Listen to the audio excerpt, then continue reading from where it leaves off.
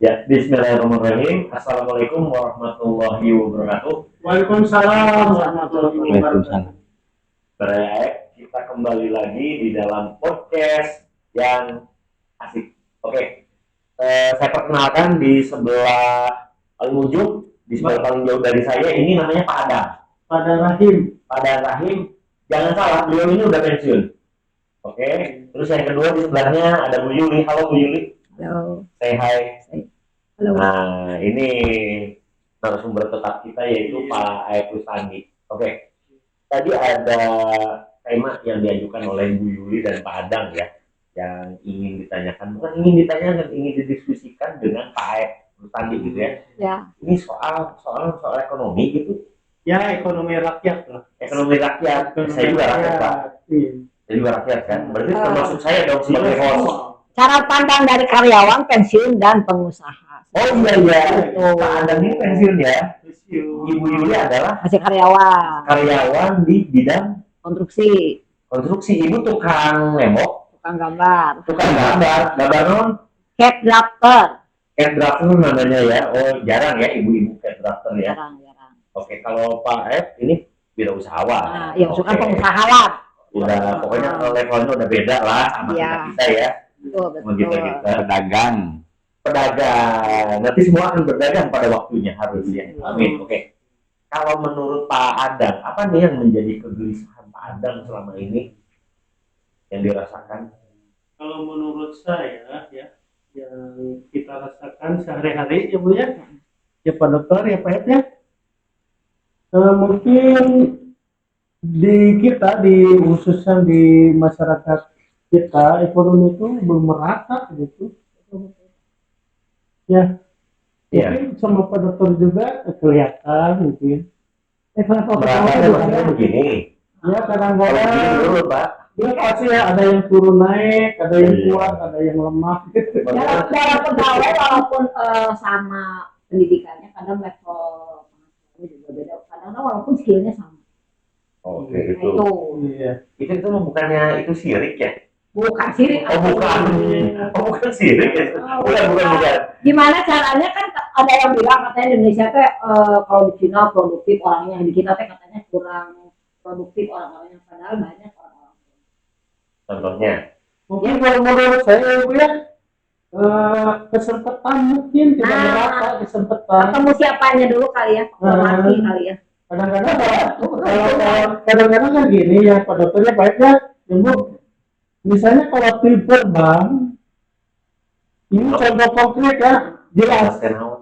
Misalnya gini, ini tentang nasabah aja. Oke. Itu kan udah ada level-levelnya, ada level 1, level 2, K1, K2, ada nasabah prioritas, ada nasabah.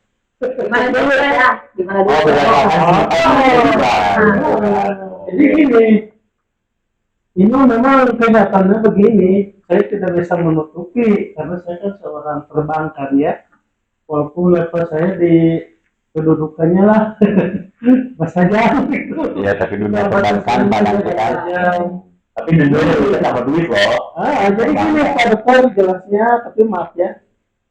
Begini, contohnya nih, karena di bank itu nasabah juga udah di level-level, di kelas-kelas. Misalnya orang kita nih mengajukan sesuatu, misalnya pinjaman itu dipersulit. Udah kaya, orang babak sama babe, pejabat itu di nomor satu kan. Padahal belum tentu bisa. Walaupun pada sahamnya itu orang kecil juga mungkin sahamnya memadai. Ya itu cara typing lah. Itu tuh bagaimana solusinya? Harus Kita ada solusi. harus ada, walaupun kita tidak memberikan solusi, tapi kan yang penting kita angkat Jadi gitu ya. kita tuh tidak ada ketimpangan hidup, harus bijaksana dan adil. Oke. Ya. Bu Yuli, kumaha Bu Yuli?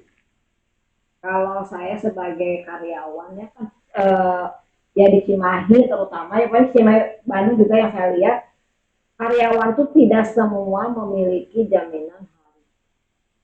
Itu kan kegelisahan orang-orang ya yang kerja nih, kita kerja, tapi pas sudah berhenti kerja udah ada punya apa-apa, belum persiapan, terus yang ini kalau gajinya gede kan bisa nabung dulu. Sejak kapan Ibu memikirkan tentang kesejahteraan hari tua ini? Iya Sejak kan, beberapa tahun yang lalu atau sejak ngeliat-liat di YouTube nih Maya. berarti baru dong. Itu kan baru. Sekitar 3 tahun. Kalau awal karir kan nggak mikir kan? Nggak Nggak mikir. mikir itu karena masih muda. Ah, Oh, jadi baru sekarang. karena pas udah tuh enggak lihat di YouTube tuh banyak kenyataannya orang-orang yang pas masa tuanya tuh mau habis apa jadi kacau balau karena mereka tuh bayar pajak misalkan ya, tapi nggak ada maksudnya gimana nih untuk jaminan hari itu kan ada yang orang terlantar di rumah kosong banyak tuh youtuber sekarang tuh kayak gitu. Nah, jadi kan saya mikir ke diri sendiri, saya udah tuh gitu bener jangan sampai gitu. Akhirnya mikir kan, terus lihat-lihat di Eropa ada juga yang orang Indonesia kerja di sana misalnya 40 tahun balik ke kita tapi dia udah dapat pensiun gitu ya, jadi terjamin lah masa tuanya. Kita gimana orang-orang yang kayak saya tuh masa tuanya tuh biar nggak mikir aduh nanti itu udah masa tua gimana Nggak doa bu. nyaman doa kayak tunggu betong iya Atau gini ya. Ya, Raya, gini ya.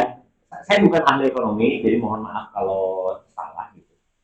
Saya ingin memberikan suatu semacam teori lah, tapi teorinya bukan dari seorang ahli ya, asal-asalan. Jadi di negara kita, dari kota kita kan masuk negaranya, negara Indonesia, kota Cimahi, Cimahi tercinta, kota yang kecil ini merupakan bagian dari negara Indonesia, di mana kita tuh kalau menurut saya nggak jelas gitu tuh ideologi ekonominya naon. Iya, kemana arahnya? Ideologi ekonominya apa gitu kan?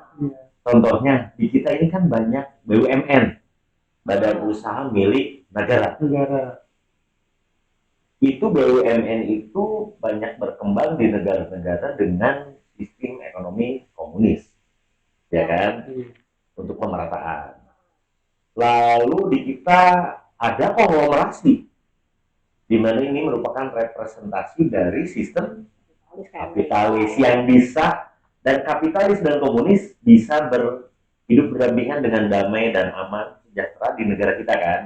Nah di tengah-tengahnya ada nih representasi sistem sosialis, hidup enggan mati tak mau, operasi gitu. Nah itu bukan teori ya, tapi curahan hati ya, pemirsa, Baraya dan pengamatan. Jadi ini diskusi kita ya Pak Ed, walaupun kita anggap sebagai pengusaha kumaha tadi Pak Ed untuk jaminan misalnya karyawan dan itu gimana Pak? Ini untuk pertanyaannya untuk apa? Ya kan kalau kayak BCA atau apalah gitu. Pokoknya ada perusahaan-perusahaan yang emang ada JHT-nya. Tapi ada juga perusahaan pada PT atau apa tapi nggak ada jaminan dari itu. Ya manusia kan nanti lama-lama nggak bisa kerja gitu ya. Terus nabung juga duitnya nggak gede, mau nabung ya habis juga. Nggak bisa nabung, nggak bisa dilainnya kekurangan gimana solusinya buat masyarakat kita biar. Nah, kalau di kita kan yang saya tahu yang punya tunjangan hari tua yang stabil itu cuma PNS. BUMN juga sekarang enggak kan, dibayarnya kali gitu. Tapi kalau yang rutin tiap bulan kita cuma PNS. Beda dengan di negara-negara Eropa. Negara-negara Eropa setiap orang yang masuk masa pensiun pasti dapat pensiun rutin per bulan sampai dia mati. Bukan PNS. Walaupun apapun. Tukang Indomie misalnya. Pedagang semua selama mereka membayar iuran tentunya. Jadi potong kan biasanya. Dipotong, dan seperti PNS juga kan kita dipotong. Iya. Nah, di kita khususnya yang swasta kan baru-baru kali ini yang saya dengar ada dari apa? Jaminan hari tua dari apa namanya yang dari BPJS ya. BPJS tenaga kerjaan Nah, dulu jam sostek. Nah, jadi menurut saya emang pemerintah harus menyiapkan apa namanya alat atau ya sistem untuk mempersiapkan masa tua warga negaranya seperti negara-negara Eropa, tapi dengan konsekuensi tentu ada pemotongan. Dan kalau yang saya dengar pemotongan pensiun di Eropa itu cukup besar. Ya tapi kan maksudnya secara upah nih ya. Upah itu nggak akan habis buat makan lah ibaratnya. Bisa buat ngambil rumah. walaupun di sana mahal ya, misalnya 10 juta gitu, tapi saya tuh gimana cara, kan bukan ahli ekonomi. Kok tahu? Ya kan waktu di YouTube banyak lah. Gaul Pak, gaul. Ya sekarang tuh dalam genggaman. Emang ada seseorang yang dari Eropa yang Ya ada saudara juga. ada saudara ya. Jadi saya sebenarnya nyaman di Indonesia, nyaman ya. Tapi gimana sih Indonesia tuh biar nyaman banget sampai kita tua, kan hampir menutup mata, teh benar-benar nggak bikin. Aduh, ini gimana nih guys? Ya kalau menurut saya sih gampang, kalau gampang dan gampang, tapi dari dulu tidak bisa dilakukan, yaitu mengelola negara dengan baik. Nah, ya itu. Itu kuncinya. Apabila mengelola dengan baik, tidak ada korupsi, tidak ada perkeliruan, Nepotisme. Sih berat orang-orangnya. ya, insya Allah Bola. Jadi satu batu. Jadi kita doakan kajian kumaha nu korupsi ke dulu-duluran kan. Maksudnya kalau bagaimanapun orang yang korupsi itu kan masih saudara kita, saudara sebangsa. Kita doakan agar setiap orang yang diberi amanah agar dapat berbuat Baik. baik, adil dan dijauhkan dari tidak amanah. Itu aja Bu ya. Dikutuk jadi baik. Dikutuk dari baik lah gitu ya. Walaupun saya juga kesel tapi aku doakan we. Iya, dilakukan. Demi podcast kita doain ya. Ya. Tapi emang ya susah sih ya. Kan emang kita mah dari zaman Belanda emang gitu sistemnya, orang-orangnya tuh. Jadi karena banyak orang yang menilai kalau banyak duit tuh. Nah itu jadi orang tuh banyak yang gimana caranya dia dapat duit banyak dari amatir orang, mungkin itu salah satunya. Kalau di Eropa kan hampir semua tuh yang minimal sama lah. Jadi susah-susahnya orang tuh untuk standar hidup tuh layak. Kita tuh sebenarnya banyak yang nggak belum layak. Jadi misalnya dan kita hanya untuk makan dah, mau motong gaji atau itu juga udah nggak ada. Nah, pernah kemarin di FB ada nulis ya, misalnya di Eropa di Cina tuh kayak gini-gini. Saya tuh mikir Indonesia itu tuh gimana tanpa memberatkan pengusaha. Jadi ya, ngaturnya harus gimana itu teh. Saya juga cuma pas belajar teh Indonesia bisa nggak kayak gini sih? Iya, oke. Karena kan di situ tuh dibilang dikira sekarang emang UMR belum salah. Jadi UMR itu nggak akan habis untuk makan. Kalau kita kan UMR itu selalu uang makan rakyat, UMR ya. Uang makan rakyat yang udah harus ngumpul. Oh. Makan aja gitu ya. Ya masih sewa. Nah aku tuh emang kan jangan dibandingkan sama Eropa atau Australia yang gede-gede gitu ya. Di Australia aja kan sewa rumah tuh per minggu. Tapi dengan kerja kan emang harus giat lah kerja. Misalnya ibaratnya cuci piring aja kan kita bisa. Nah gimana cara ngatur gitunya saya sebenarnya bingung juga. Ya. Biar enak untuk pengusaha. Iya. Enak juga buat karyawan. Nah ini kita tanya kepada Pak Aep ya. Pengusaha. Mungkin Pak Aep punya pemikiran solusi, tapi jangan yang nyindir korupsi. nah itu masalahnya. Yang itu Masalahnya itu kan terlalu jujur brutal gitu ya.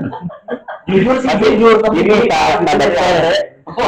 Saya juga sama, saya ke siapapun saya mendoakan.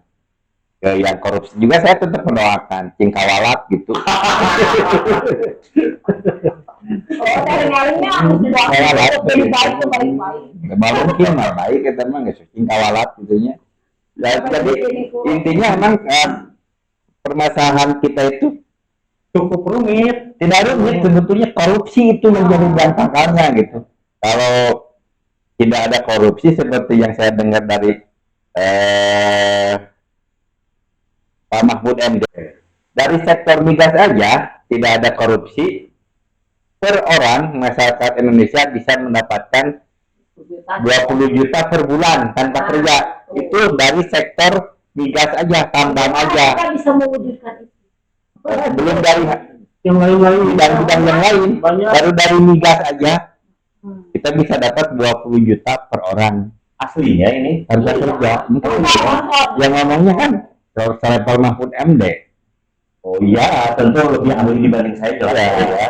Tapi Informasinya dia lebih akurat, tapi kan kalau saya kan cuma menduga-duga dan cenderung fitnah mungkin gitunya. Iya. Kalau saya mereka sebenarnya senang itu angin surga. Ngomong-ngomong itu kan kayak angin surga buat saya. bukan menurut saya bukan angin surga Ini itu. gimana? Soalnya pengennya nggak diterapinnya gimana? Ya, jadi kita perlu pemimpin sebetulnya.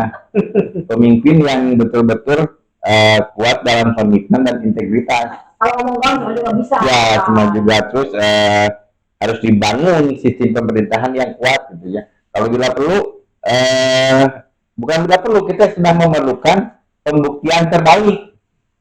Nah, itu dari dulu itu cuma wacana. Nah, saya yakin DPR nanti hari ini kalau ada pembuktian terbalik mah pejabat-pejabat nanti hari ini. Nah, sekarang gini, kita bicara negara ya, DPR. Terlalu rumit nggak atau terlalu jauh nggak? Kalau kita bicara tingkat kota, bisa nggak kita persempit? Ya, Sebenarnya gitu. bicara tingkat kota, Misalnya di di Cimahi, tingkat kota kita harus ada ngapain gitu? pengennya maksudnya bukan Cimahi itu jadi percontohan. Di mana misalnya kita orang-orang Cimahi itu nanti masa tua-tuanya jadi makmur gitulah. Aku tuh pengennya satu kota dulu. Jangan terlalu emosional. Gitu. Kan kalau saya Indonesia di hese. Biasa-biasa. Jangan curhat ya. Jangan erosi, Bu. Erosi. Tapi harus dipahami, tidak bisa sebuah kota menyelesaikan sebuah kebijakan yang Ya, itu emang kebijakan nasional. Iya. Seperti kayak pengaturan gaji, upah, tidak bisa karena itu ranahnya pusat. Itu harusnya diskusi pengusaha sama ini apa ya? Soalnya gini nih, kemarin misalnya ada ini nguntungin katanya karyawan. Nanti kalau ini ngerugiin pengusaha. Nah itu tuh harusnya sih dua-duanya tuh bisa solusi gitu. Gimana caranya? Saya kadang-kadang walaupun saya juga